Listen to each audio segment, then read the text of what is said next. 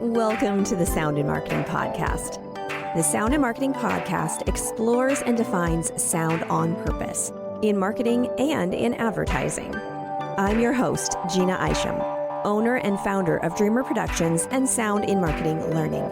I create, consult, and educate brands on the power of sound in marketing. As we close out Season 8, Sonic Branding, Case Studies, Context, and Clarity, I felt it appropriate to encore an episode of the Ad Infinitum podcast that I produced. Stu Redwine, the executive creative director at Oxford Road and host of Ad Infinitum, brought me in to produce this episode. If you hadn't already discovered or clicked on any of my show notes mentioning it, here's your chance to witness or listen to some great content. This episode is filled with special guest interviews like the Intel guy and the Apple startup sound guy, as well as amazing information you can't get elsewhere. It's a crash course in sonic branding history and future tells. It's my magnum opus, as one listener called it. In the race for brand attention, sound on purpose makes all the difference. As heard in the Transaction Tone episode, sound done right is a brand's best friend. Sound done wrong is a brand's worst nightmare. So sit back, relax, and enjoy the state of sonic branding. Take it away, Stu. This is Ad Infinitum.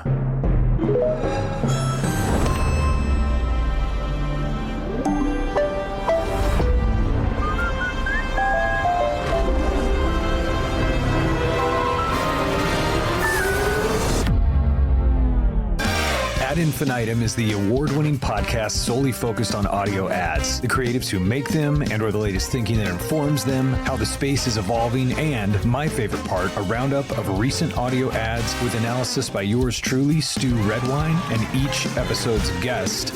But for the final episode of Season 2 of Ad Infinitum, we have a special treat in store for all ye mighty chief audio officers. Today, we're diving deep into something that's been dramatically undervalued in advertising pretty much for all time, which is sonic branding. Only 16% of advertising is remembered and correctly attributed. That's across the board. But here's where it gets interesting. Sonic brand cues deliver 7 to 8 times better branded attention than ads without them. That's a massive increase in what is a problematic space that only 16% of advertising is remembered and correctly attributed. There is a incredible power when it comes to sonic branding. And it's not just another asset. It's not just something else to do. It's not an afterthought, because sound is processed in exactly the same part of our brains as emotion and memory. Long story short, when we hear, we feel, and we remember. And the numbers back this up. 64% of listeners feel a stronger pull to brands with a cohesive sonic identity. And we've seen here at Oxford Road 13% higher response rates for shows running sonic branding, and it jumps up to 30% when brands commit to heavy sonic branding versus light or none.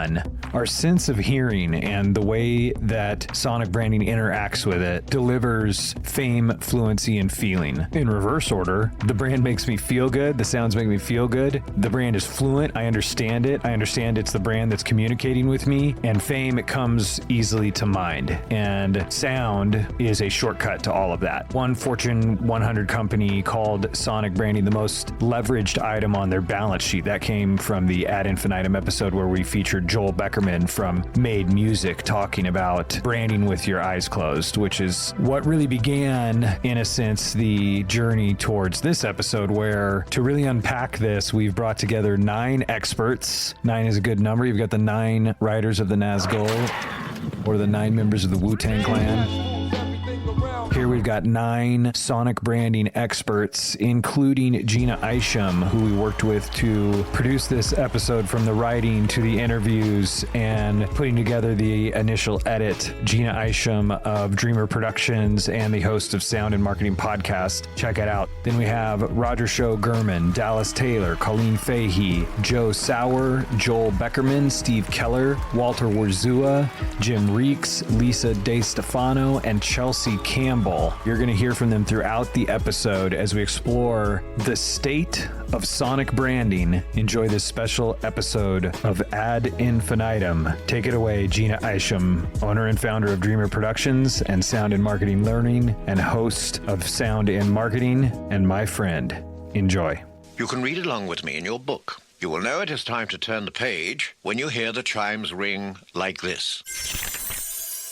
Sound and branding go together like a wink and a smile. It's been a part of marketing for hundreds of years and global culture for thousands. We just haven't been paying very close attention. Before the days of TV commercials, radio, and print ads, marketing happened by speaking. Modern media and the printing press weren't around yet, and the average person couldn't read. So they shouted or sang what they were selling or telling the world about. Hot dogs! Get your hot dogs! As early as the Song Dynasty, there were records of peddlers in Peking using distinctive calls and songs to notify people that they were coming down the road. Different peddlers sold different things, so these calls told the people if they even needed to step outside their door. This was a big deal as the streets of Peking were a tangled mess back then. Just walking to the nearby 7-Eleven was not so easy to do. Flash forward to modern days, these distinctive calls still exist. Roger Shogurman, VP of Integrated Partnerships at Songtrader, remembers a similar story from his childhood. In Tokyo, the sound of street vendors that would go past the house. Either they were selling these roasted sweet potatoes, or they were selling sweets like mochi, and they'd be kind of saying the product out loud as they walk down the street. If you think about it, have you had a similar experience? What about this one? One could say this would be an example of a sonic logo.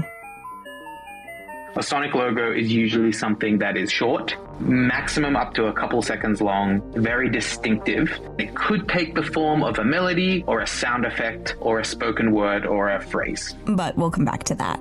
When you hear these calls, you instantly know where you are, what the message is, and whether or not you are interested. Sonic logos like these way back when examples and sonic branding in general is one of the oldest and most appreciated forms of storytelling. Think of bird calls and animal sounds for a minute.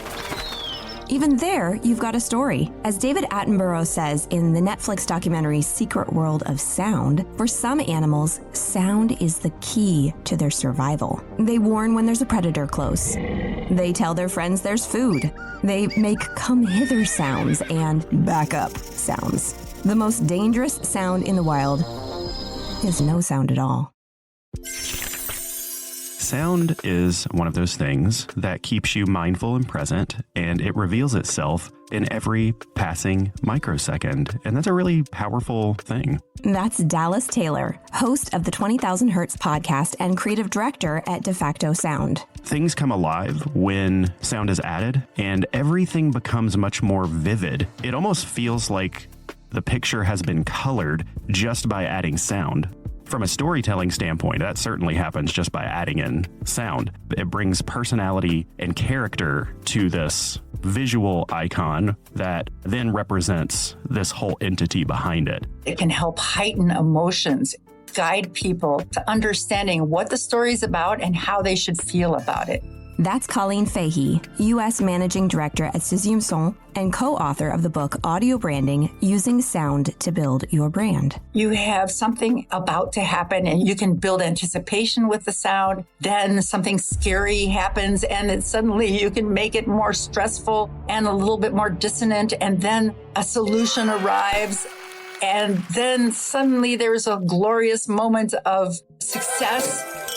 Sound can amplify, especially music, can amplify and guide your feelings around all the parts of storytelling and make it much more satisfying and much more emotionally complete. If we are going to sell anything, we have to tell a story. But not just any story, a branded story. Stories are how we build relationships and trust with a thing, like products and businesses. Sound stories help us to remain present in what's happening right there in that moment alone. Storytelling through the voice is something that our brains love, something that you want to lean into biologically. Why is it that sound stories are so delicious for our brains? And why is it so important to incorporate them into the customer's brand journey? For this, I went to Joe Sauer, a quantitative researcher focusing on the impact emotions have on consumers' preferences and choices. Think about how you became aware of a brand in the first place. Odds are sound was accompanied with that awareness. You either saw an ad for it that included a sonic logo or a voiceover or some catchy music, or word of mouth from a friend or a family member or a colleague. This isn't by accident. At least a few marketers out there make these sounds on purpose, as we'll get into later.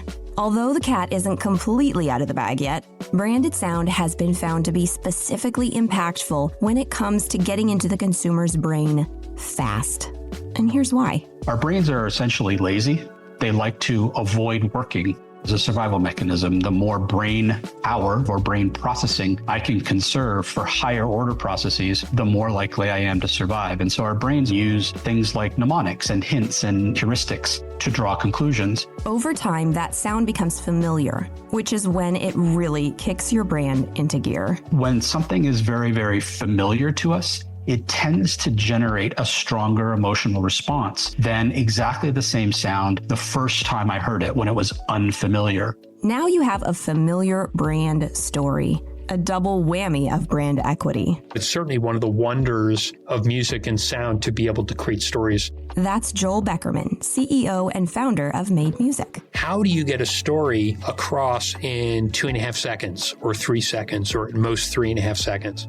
Good question. If you look at Bach or Beethoven, there were certain examples of things that they would do over and over again. A lot of it was about tension and release. If you feel a certain set of tension and then a release from that where you're no longer feeling the tension, that's a story. It has a beginning, a middle, and an end. You can also talk about the colors of the sounds. There are specific kinds of sounds and chords and melodic content that we all kind of have in our collective memory. Some of those things go across cultures. There's the pentatonic scale. Create a melody that's in pentatonic scale. You can tell a story that actually is consistent throughout the world. A global reach.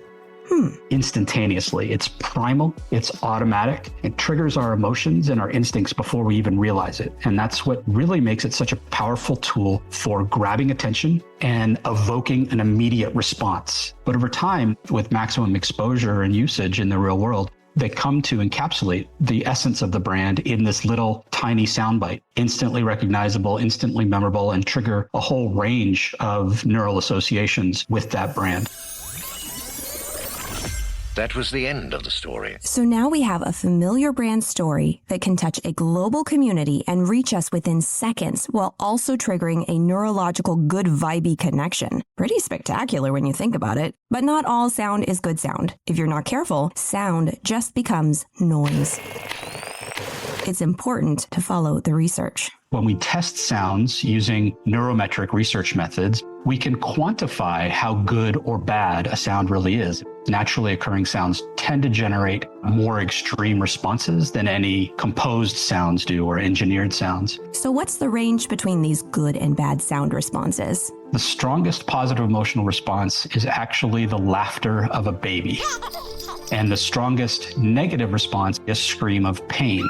And those are the extremes of the good-bad spectrum. When you're composing sound, odds are the emotional response that gets triggered will be somewhere along that spectrum between a scream of pain on one hand and a baby's laughter on the other hand. Just like with our visual logos, we want to repeat these branded sounds and songs so that they can be memorized. So beware of screams. Repetition helps with customer recall. We've been doing this for years. Remember the alphabet song? We'll come back to that too. The important thing here is to find a good sound and find ways to repeat it in a non-annoying way. Because humans recall and associate these sounds fast, like in a second, much faster than what we see. When a sound wave enters our ears, it's converted into electrical signals. These electrical signals travel almost instantly to the part of our brain that's responsible for interpreting sound. When we see something, light enters our eye and it's converted into electrical signals in much the same way. But these signals have to go through multiple stages. It typically takes about 30 to 40 milliseconds longer than sound processing. 3 to 4/10 of a second doesn't sound like a long time, but in neurological terms, in brain processing terms, that's an eternity. The quickest way to get a consumer's attention through sound is through mnemonics, also known as sonic logos. A sonic logo is a short, distinctive sound or a series of notes that really represents a brand. The motif that runs through your sonic identity. The visual logo is made up of a color, an image, a font. A sonic logo similarly is made up of different sonic elements, so timbre, pitch, interval, and so on. When they're initially used, try to reflect the desired brand architecture. People begin to recognize it from repetition. A distinctive sonic asset that does for your ear what a visual logo does for your eye. That's Steve Keller, audio alchemist and sonic strategy director for Studio Resonate at SiriusXM Media. When you hear it, you think of the brand. However, operating off of just one element like the sonic logo isn't enough, because the beauty and difficulty of sound and music is that it's fleeting. Sound is something that doesn't exist, exists, and then it's gone. Just floats off into the air. The logo needs to play into something bigger, something branded, and branding doesn't happen in siloed spaces. This takes us to the all-encompassing branding element that we call sonic branding. There are a lot of feelings on the truest definition of sonic branding, so much so that I've never found just one definition. So I asked my interviewees for their definitions, and I found some common threads. Sonic branding is essentially using sound in a very deliberate and strategic way to either reinforce or build or extend a brand's identity. To bring a brand top of mind. Sonic branding is the audio encapsulation of visual branding. Instead of in colors and typefaces and logos, it's done in music, sound, and voice. Sonic branding covers the entirety of music and sound that you would hear across a brand, both branded and on-brand music and sound. The components, the elements, the way that those elements are used in a smart way, really strategy first. To focus on any one element is actually to miss out on the full range of benefits that sonic branding and sonic identity can bring to your company. Just all about creating a cohesive and intentional sound or soundscape or melody that reflects a brand's essence and values. I took this opportunity to consolidate my guests' definitions into one big all-inclusive one. They've since approved and have given their blessing. This one crosses all the T's and dots the I's. Sonic branding is the strategic and consistent use of on-brand sound that evokes emotion, enhances recognition, reflects brand attributes, reinforces values, and shapes the overall brand identity. And for the final word, let's turn to Stu Redwine, head of creative at Oxford Road and host of Ad Infinitum, aka what you're listening to right now.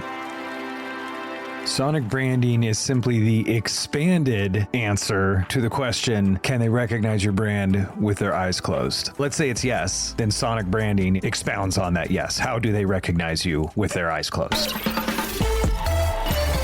1-877-800-5888. We are farmers. I'm just so happy I got more. Liberty, liberty. Like a good neighbor?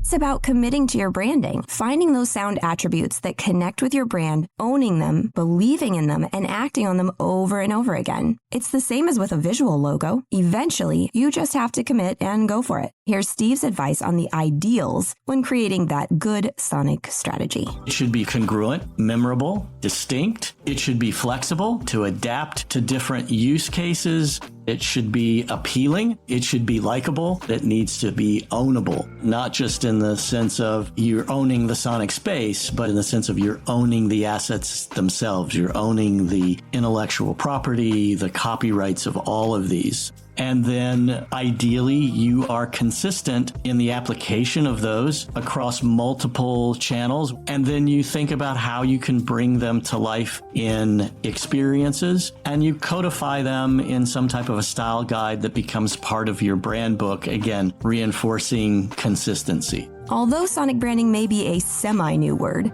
it is in no way new. The concept of sonic branding has been around for a long, long time. I think Roger wins for the strangest birth of sonic branding example. Sex workers used to wear a certain type of sandal that would make a certain type of sound as they would walk along the stone-laid streets of ancient Greece. That is probably the first ever recorded intentional branding of a line of work. Joel mentioned battle cries. Sometimes it was to strike fear into the heart of your enemy. When you think about horns that were blown at the beginning of a battle or something, that specific sound might be owned by a particular tribe. It's a very ancient practice. Historically, there are tribes or communities that used certain songs or rhythms to identify themselves. And that's more of the natural practice of sonic branding. And we've continued to see it used through history to brand everything from goods and services to communities, political parties, and anything else that you can think of that you can associate a sound with. Although all these examples are good and there is no right answer, I have dubbed Dallas's as the winner, which he tells me he stole from Stu Redwine. Your name, and it's happened billions of times. It's a sound that labels you, that you learn really early that sound means me. And then we get into a little bit more modern day-ish. The earliest examples of sonic branding were really in the 20s and 30s, in the radio era. So if we've been using sonic branding for so long, but not calling it that, what did we call it? Radio ads were really miniature art forms. The birthplace of the jingle was radio advertising of the 1920s. We called it a jingle. The jingle was baby sonic branding, and we loved it. It's intentionally designed to be catchy and memorable. It's in service of promoting a brand or a product or a service. Usually it contains the name of the brand in it. You can recall it easily, or you can sing along to it easily, so it can create kind of a lasting impression. Repetitive, designed to get into your brain and keep you singing it long after you're not hearing it. They were super effective in their time. They sort of went out of style for a little while, and now we're starting to see them creep back in. And although they may seem interchangeable, it gets a little more complicated. Jingles were popular when commercials were very long, 60 seconds, even 30 seconds, where you had time to develop a verse and a chorus. And now you can't go on and on and on with your music. You have to find ways to be more telegraphic or to put it in the background of something else you're saying. When you think about the impact of the growth of TV in the 60s, 70s, and then through the 80s, we started to see jingles be transformed into much shorter form sonic logos. I think there's more of a focus now on strategically using that jingle or strategically thinking about what the brief might be or how writers are sent in a specific direction. So I think it's a little more refined and a little bit more on that new era of deeper strategic thinking, looking at measurement, audience research, which was not really done quite as extensively back in the heyday. Jingles became more than just cute and fluffy. They started taking on a more strategic tone. This is when things got interesting. Brands were attributing sounds to their identity, and they were doing it consistently for decades and generations on end. The Swiss Railway has a chime sound that is used to signal the arrival and departure of train. That one apparently goes back to 1905. There's also a sound of the Royal Mail in the UK, a 4-note sound, around the same time in the 20s. The MGM Lion. That is an auditory signature, and it dates back to the earliest days of film production. They're still using it, and it's instantly recognizable. If you hear that roar, you know that that's signaling that a movie is about to start. The NBC chimes, the dong, dong, dong. It was functional And it also came from what people had on hand. And I think it was used tremendously effectively and continues to be tremendously effective with NBC for years and years and years. Wherever there was something that was meant to be sold, or an idea or a message that meant to be conveyed, there were creative people trying to make things to associate with those things, whether it was a color, whether it was a picture, or whether it was a sound. So there's probably something out there that's older that just hasn't been documented. People started calling it by name in the 60s. Back then, it was used to describe branding in a radio context, and then it sort of disappeared again. It comes back up again in the 90s. 5 distinct tones hit our ears in 1994, bringing sonic branding mainstream.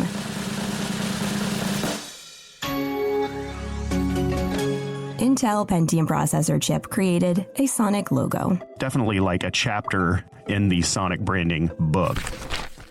And everyone who had a TV in the 90s heard it about 10 times a day, possibly more. It was pretty much the first big mnemonic. That's Walter Warzua, owner and founder of Music for Nugan and Health Tunes. He also just happened to write, Intel was trying to find a way to describe a product that wasn't something you could see, smell, hear, touch. You can't say what Intel is in 3 seconds. They used a sound that kind of sounded like the inside of a computer, as you could imagine it. I knew I needed Intel inside, even though I had no idea what a processor chip was, did, or looked like. But music told me it was important, and so I had to have it. Intel created a tangible impression of their very intangible product. So how did such a small hint of music make its way into the corporate zeitgeist and pop culture? The task was, we need some music for Intel. It's a very short piece of music, and I've never thought of writing a 3-second piece of music before. And I realized you can't even say a smart sentence in that brief time. And I tried to whistle melodies and think of melodies. Everything sounded forced and not complete, and thought, this is just impossible. I looked again at the board, and it had the tagline, Intel Inside, clearly in front of me. And so I thought, if this was a song, it would be 4 notes. Because it's engineers, it has to be almost in a Germanic, like orderly, mathematical, pum, pum, pum, pum. Very straight, organized, even, symmetric. They wanted to have the music as powerful, positive as possible, but with no aspects of cultural emotions. And so I thought the 4th and the 5th is probably the most powerful, open to intervals we need. It was not really composed, it was constructed. And I think that's the strong idea behind it, that you construct those things and don't compose them. I was flabbergasted that somebody needs that little music. I was astonished how difficult it was. I was super surprised that we worked for 3 months or so on the sound. I was lucky to find a methodology to make it work. By the point where everybody could recognize it, whistle it, and every 2 seconds it ran somewhere, then I thought, oh my God, this is impactful. This is huge. All of a sudden, a computer chip exploded into pop culture. Those 5 notes made a comfy, cozy home in the back of our brains to be recalled at any moment. Then we kind of forgot again. 90s advertising music wasn't exactly focused on long-term brand identity. They were in the moment. Strategic use of sound wasn't really as part of building a brand asset. I think it was more about supporting a story in a commercial. Although marketers may not have been thinking too hard on sound strategy, they did realize that music was catchy when it was unique. Marketers were playing around with bright neon colors that have no business being together. Neon pink and neon yellow, and shapes that were just very overt. And that also extended into music. People were picking a lot of classic rock. Everybody was using borrowed interest instead of building your interest in that brand itself and what made that brand distinctive. Everything was just like radical and over the top and just loud and lots of yelling and lots of distorted guitars.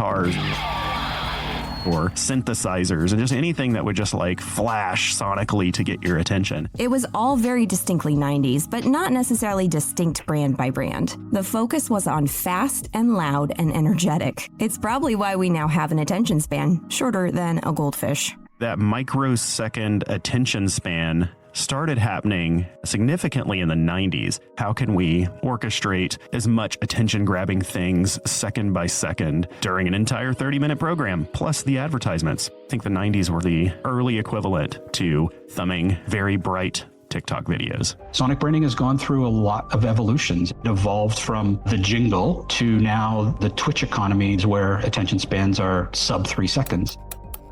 All of us have divided attention these days. It's called continuous partial attention, and it was identified by Linda Stone when she was working at Microsoft. Our continuous partial attention is just our reality now. Our devices and technologies are just going to distract us more and more as the tech gets cooler and better. But all is not lost. This is actually great timing to demonstrate the power of sound. Our sub 3 second attention spans are exactly where sonic branding wins.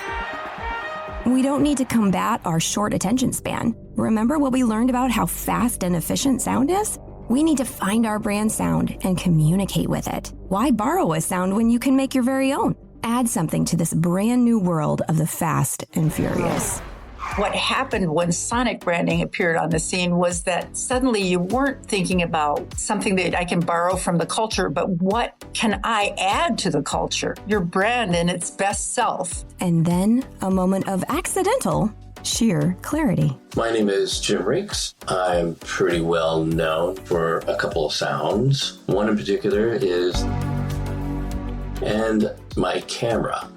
It's currently the sound of the Mac doing a screenshot. It's also the sound on your iPhone when you take a photo. Jim was the senior software architect at Apple back in the mid-90s. I was pretty much the only person writing the software for the audio at the time, and I took it upon myself to get rid of the startup sound.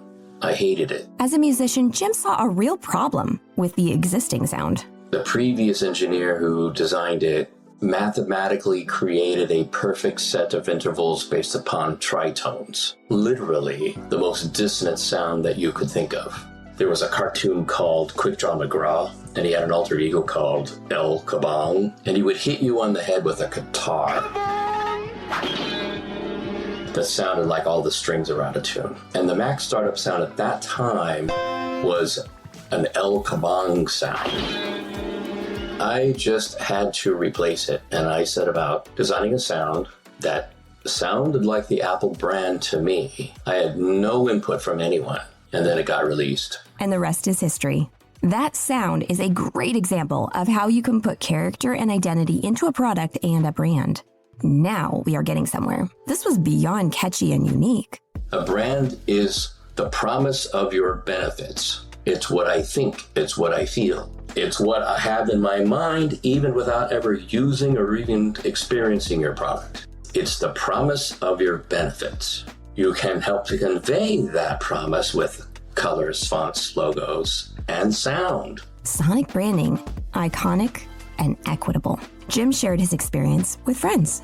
After I created the startup sound, I got to meet one of my great inspirations, Brian Eno. One of the things that he is greatly responsible for is establishing ambient music. We had a long conversation, and I was describing to him how I had just did a composition that was a very difficult exercise of conveying an emotional response within 2 seconds. He thought it was a very interesting challenge. Microsoft finds him and hires him to compose the Windows 95 startup sound. After you buy something, sound continues to play a critical role in shaping your ongoing relationship with that product. That startup sound is purposefully designed to reinforce the feeling of having made a good choice. Using music to influence preference and choice was nothing new to one specific industry. They'd been positioning their auditory ROI safely in the back of our minds for decades. We all know them, and just like the Intel chip, we never think about them till we hear their sound. Any guesses? When you need insurance, you hear that jingle. That's right, it's the insurance jingle. They seemed to learn early on the power to produce some positive feelings, to connect with culture, and to make their brands be preferred by listeners. And that's why 20,000 Hertz did a whole episode about it, produced by yours truly. Most insurance commercials go out of their way to give you a feeling of comfort and support. Think about the slogans. Like a good neighbor, State Farm is there. Nationwide is on your side. Are you in good hands? When you watch these ads, you're supposed to forget about copays and deductibles and premiums. Instead, you're supposed to feel like choosing this company means they're personally going to have your back. One way to do that is through a reassuring jingle. Another is through a warm, friendly mascot, whether it's the Geico Gecko, Flo from Progressive, or Jake from State Farm.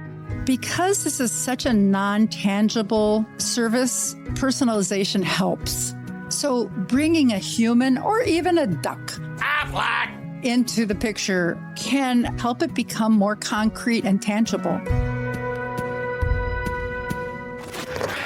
When jingles like the insurance jingle are done right, they are magic. We are farmers. Nationwide is on your side. Like a good neighbor, State Farm is there. And last for a long period of time. But this only happens when you fully understand the point and the purpose. Sonic strategy, for me, that's blending sound science and sound art to help us make sound decisions. This is what Steve calls audio alchemy. In attempting to define what sonic identity was or a sonic strategy, I looked at this idea of the importance of blending science and art. This is not something that we have to guess at. There are a lot of resources at our disposal to figure out this perfect blend to effectively emotionalize the sound. Cognitive and auditory sciences, cross-modalism, psychophysics, psychoacoustics really can help us understand how to combine sonic building blocks in ways that can more accurately target emotions that we're trying to evoke, make things a little easier to remember and associate. It's understanding the physiology and how we're wired and how we can use sound to hack our other senses. All of this extra work is worth it. Music that matters makes money. But this doesn't happen all by accident. Sonic KPIs are real and measurable. A sonic KPI is a way that you're looking at measuring the impact of your choices of sounds and how you use them on brand perception and behavior. So when I think of sonic KPIs, I usually think of them in three categories. Number 1, consumer perception. That could be related to identity, an emotional connection, the salience or the recall of the brand. That's all related to perception. Number 2, behavior. Lingering time in a retail environment, how fast or how slow you want consumers to move. Sales and how your choice of sound or how you're using it in advertising or in the marketplace could produce sales or engagement with the brand in another way, maybe looking for information with the brand. Maybe it's tied into a particular opportunity to click on a link that's served up with digital auditory pieces of advertising. Number 3, equity. Here I think of two things.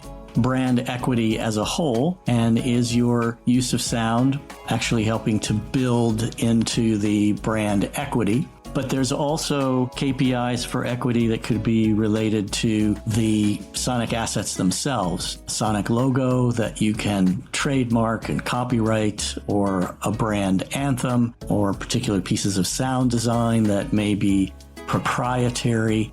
The more you use those, the more you build equity.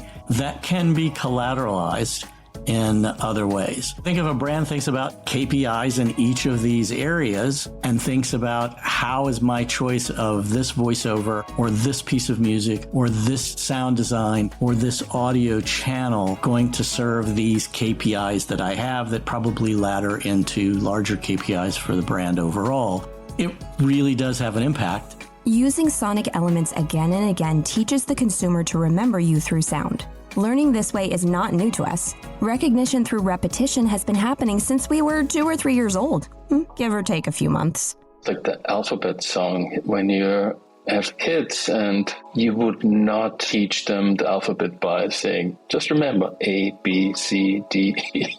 It wouldn't work. But if you sing the song to them, they have it in 5 minutes. This same repetition works when it comes to brand recognition. Sound is much more than a marketing tool pre-purchase. It's that red thread that runs through the entire customer journey, from that first impression when we become aware of a product to long after we've purchased and used a product. It brings back these memories. The physiology is triggered again. We have the association with the brand. The more we hear it, the more familiar we get. The more familiar we are with something, the more we tend to like it. And that just becomes this loop that reinforces these memories. Music and sound and voice, really powerful memory triggers. With a little bit of foresight and the right creators on board, brands could use sound as part of their marketing toolkit. It would be building blocks for all their audio touchpoints. And believe me, there are now a lot of touchpoints. Branded audio cues in customer service, such as the music or sounds that play when you're on hold, the unique notification sounds that apps make, even something as simple as a distinctive sound when you get a message from the brand, an order confirmation, a delivery update. You've got mail. A brand might be involved in creating products, hold music, corporate meetings, sponsorships. It might show up in a way that would not be expected. There's digital content, social media and podcasts, things like TikTok.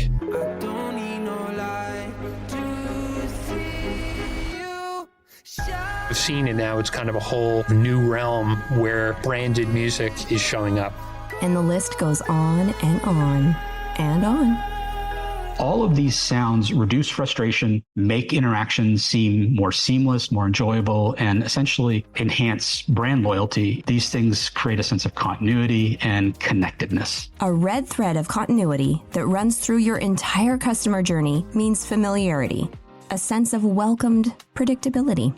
Jim used this idea of familiarity when he landed on the camera click sound for Apple. At the time, digital cameras were just coming about, and they were using like beeps and buzzes and clicks and all of these little melodies because the digital camera made no sound, which is why I very oppositely did something. I used what was expected, which was like the most unexpected thing. That familiarity is compounded when you own that sound. It gives you that much more control and ability to transmit brand intent through a sound. You can't leave anything out of your quiver. A triggered moment in a sonic logo, I think it's an opportunity that many people overlook as being able to recognize and own it. That's Lisa DeStefano, former VP of Brand Marketing and Creative at Home Depot. They turned that red thread orange. You might recognize this.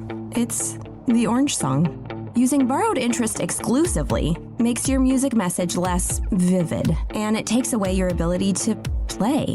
When people use licensed music, often people have another reference. That's why people use it. It gives you a feeling of connectivity to a certain moment, a memory. We created that, and that energy, and now we get to riff on our own work and own it and be able to play with it and manipulate it, engage with it and leverage it. The sonic anthem, which is gritty, it's powerful, it feels like it's moving you forward. That's Chelsea Campbell, Group Creative Director at SiriusXM. That song makes me feel like getting stuff done. It feels like a ballad that you could work to, that you could accomplish something to. It's not just that it's catchy and on brand, it's that they owned it. Literally, and committed to its congruency. Commitment is as important, if not more important, than the individual assets themselves, is the brand's commitment to using them over time, but deploying them across multiple marketing channels and reinforcing these elements of the brand through TV, through audio advertising, through social. That's how you create a strong brand sonic ecosystem. One brand working hard on building up their sonic ecosystem is MasterCard.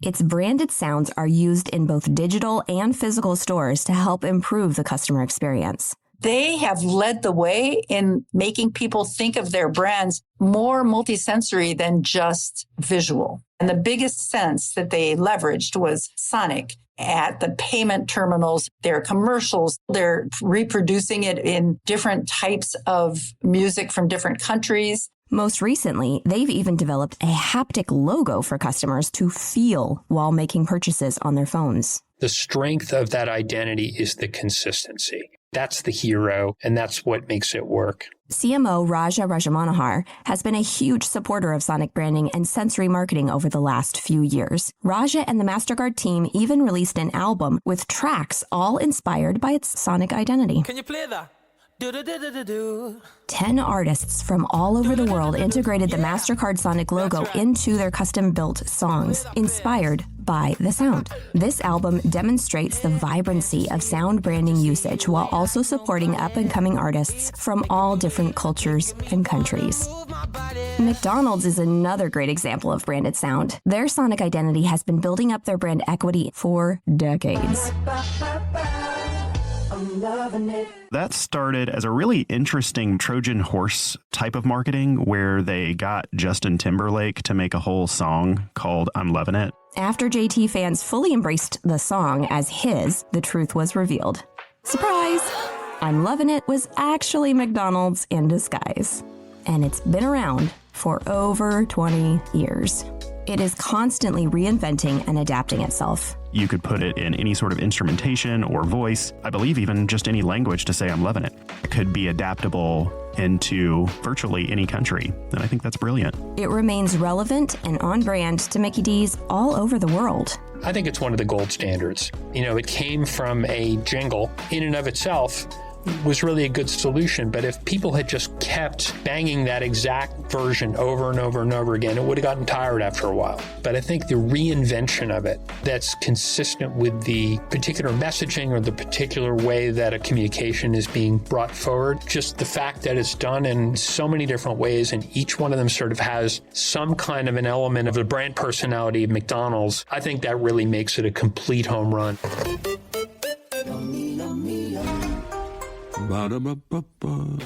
But everything has room for improvement. The one downside is it really only works in advertising. There are so many others now, and I think more as we moved into digital and products and activations, the less that becomes sort of relevant in those other touch points. McDonald's might be better off if they had one sound that always came home to and then let everybody play one consistent, recognizable element. But they have a wonderful, welcoming, casual, friendly sound that, as far as a melody, works very well for them. If you want a fuller story, check out the 20,000 Hertz podcast episode, I'm Lovin' It.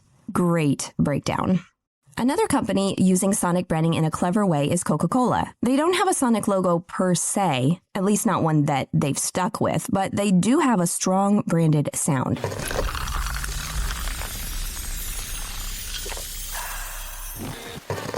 Their highly immersive sensorial experiences are supported by their highly strategic sound design. I think they do a magnificent job of making the sensory aspects of their brand come to life through sound. When you see a Coke ad, you hear it too. They have the opening of their bottle sound that makes you feel the refreshment, and you can hear the pouring liquid. You can hear the bubbles, just like their visual imagery where it's so sensory.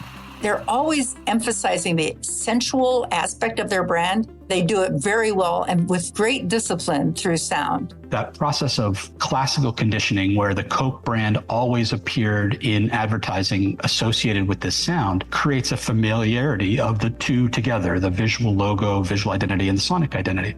Do all these sounds sound different than a Pepsi or a Dr. Pepper? Nope. In fact, that sound you heard is actually a Shasta Cola I recorded. Tricked ya. I'm the prank war champion. But it doesn't matter. Coca-Cola attributed that sound to its brand first. The sound of a cap coming off and the soda fizzing is not unique to Coke, but they own it because of the heft that they've put into the marketplace to associate their brand with that sound. Coca-Cola embraces the senses to the nth degree. Even though a lot of creativity is happening, no brand that I know of has fully explored every audio touchpoint and every opportunity for branded sound yet. Not too surprising, since new technology and social media platforms are hitting the market constantly. New forms of sound in marketing and branding are being invented and defined every single day. There is an increase in engagement with sonic media in general. Podcasts have exploded. Streaming radio has changed listening behavior, and also the use of smart assistants and voice-activated technologies. We are moving forward fast when it comes to voice tech. Voice AI in particular. I know that AI raises all sorts of ethical questions, and we'll get back to that in a little bit. But for now, let's focus on how incredible of an opportunity this is from a creative standpoint. It's amazing because it just means that you'll be able to, or you can now, generatively create voices on the fly that sounds basically natural. On the less controversial side of things, we have voice assistants. And boy, did we get used to that fast. It's not all about screens anymore. It's inevitable that we start moving away from a society that's completely glued to screens everywhere and putting screens in everything. I think that voice technology may have been a big factor. People could talk to devices and they would say, tell me the news, tell me the weather. And then they would still keep talking and they'd say, give me some music or put on WBEZ.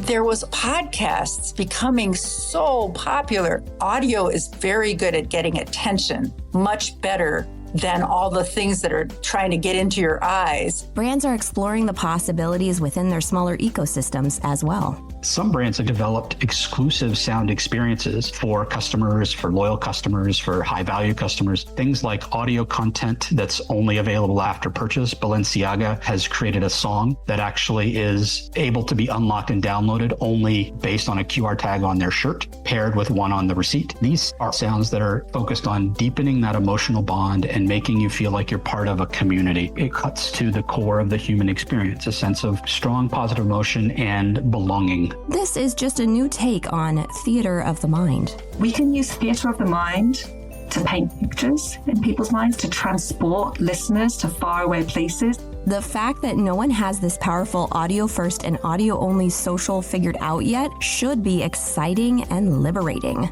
Your brand could come up with something completely new and wildly different that no one else has ever heard. And you could be the first one to do it. Maybe audio only and social audio sounds too new or big. Let's step back for a minute and think about mascots and spokespersons. Have you considered your brand voice, literal brand voice yet? It could be as simple as casting the right personality. Think of Flo from Progressive. Progressive was the first to offer online quoting. Or Jake from State Farm. Like a good neighbor, State Farm is there. These actors' voices are now so synonymous with the brand that your brain automatically goes there when you hear them. Sometimes it's the way the brand's name is spoken or the CTA is delivered, the rhythm and inflection, like... Or... 1877 cars for kids. As we've discussed, multi-sensory experiences are a big deal. We don't experience things one sense at a time. You can hear a sound from behind you or from beneath you or from above you. You don't have to be looking at it. It's very easy to take in when your attention is divided. That holds true for both personal and brand experiences. We can shut our eyes, but we can't close our ears. We're always reacting to the sounds that are going on around us, even if we've shut out other senses in the process. I'm about to use a big word. Stay with me. Psychoacoustics. This is the study of how sound affects us within our environment. Sound design impacts our perception of the world and environment. As we move and hear sounds around us, we can use psychoacoustics to impact our listeners' perception. Maybe your industry or brand isn't so sensory. Maybe you can't incorporate every single sense every single time, but it doesn't mean considering them isn't relevant. We are constantly multisensory beings. We can't switch off most of our senses most of the time. We're always looking at something, always hearing something. We're always processing these things constantly. And singling those out as like individual things is something that we do when we talk about them and we write about them. But we experience these things all at the same time. When it comes to building our sonic identity specifically, there are two basic elements to pay special attention to. Congruency and consistency are the two basic elements of any sonic branding approach. how these assets are used, how they're combined, and how we think about the consistent use of them over time. The more congruent your sound is with other parts of your brand and your branding, the more it will amplify that experience. The other piece is the consistency. You can have some congruent choices, but if you're not consistent with those choices in all the places on the consumer journey, then you're losing impact of actually building a brand. It may just be a collection of sounds that maybe they fit together sonically, but without that consistency, it's not going to build those memory devices that you need. So that's a lot of stuff. Let's recap. We've learned sonic branding is beyond just catchy and fun. It's meaningful and incredibly functional. When we're talking about sonic identity, it's more than just a compositional exercise. It's more than just sound design. It's powerful, memorable, and incredibly persuasive. It's versatile, unending, and constantly being reinvented. It's a must-have in a brand's toolkit. So with all this possibility, why hasn't sonic branding caught on? Personally, I believe that the biggest reason is education. We've been staring at the standard visual branding, failing to notice anything else. But when we do take the time to notice sound, we realize that it has been on the brand's journey the whole time. Sound is really an integral part of the entire customer journey, every step of the journey, influencing how people perceive, feel about, and interact with a brand from start to finish. You don't have to be a sound designer or a musician or a neuroscientist to understand that sound matters. The tone of voice in a customer service agent. Hi there. The sound of the product itself. The ambient music that's playing during your shopping experience, whether that shopping experience is in a physical store or even online. The sounds that the app makes when you go to pay for a product. All of those sounds have an impact on how you feel about the transaction that you're undergoing, whether it's shopping or buying, and how you feel about the brand or the product that you're shopping for or that you happen to be buying. When people begin to hear and recognize and trust the sound, it's adding to the brand value that you have in the marketplace. That was the end of the story. We now have centuries of case studies and research to draw from, incredible technologies to make our branded sounds as unique or familiar as we want, and more platforms to utilize than we know what to do with. If there was only one thing to draw from this episode, it is this. Sound done right is a brand's best friend. Like the brand saying, welcome to the experience every single time you use it. That is essentially the holy grail of marketing and product experience these days. Sound done wrong is a brand's worst nightmare. Thank you to Roger Shogurman, Dallas Taylor, Colleen Fahey, Joe Sauer, Joel Beckerman, Steve Keller, Walter Warzua, Jim Reeks, Lisa DeStefano, and Chelsea Campbell for helping tell this story in the most complete way possible. And a ton of thanks to Gina Isham for the hours and hours of scripting, interviewing, and editing. And thank you to Zach Hahn, mixer and sound designer of Ad Infinitum, for working with Gina and myself in putting this all together. And of course, thank you to our producers, Ezra Fox and Caitlin Spring, without whom we would not have Ad Infinitum. And check out Gina Isham's other work. Her podcast, Sound and Marketing, is fantastic. And there are not a ton of resources out there when it comes to how does sonic branding work? How does sound and marketing work? So check out her podcast, Sound and Marketing. Thanks again, Gina Isham. And to all ye mighty chief audio officers out there, in the words of Daniel M. Jackson from the preface to his book, Sonic Branding, which I highly recommend, quote, "I hope you enjoy learning about this new and exciting discipline, and that you reward the world with more and more better sonic branding for years to come." I couldn't agree more, and remember to have fun making the ads work. I hope you're enjoying the show. Be sure to subscribe to the Sound and Marketing Monthly newsletter for episode releases, sonic branding resources, news, and new swag. Big thanks to Stu Redwine, Oxford Road, and Ad Infinitum for reaching out and giving me the chance to write about something that I love. Let's do it again sometime, shall we? All links will be provided in the show notes. Let's make this world of sound more intriguing, more unique, and more on brand.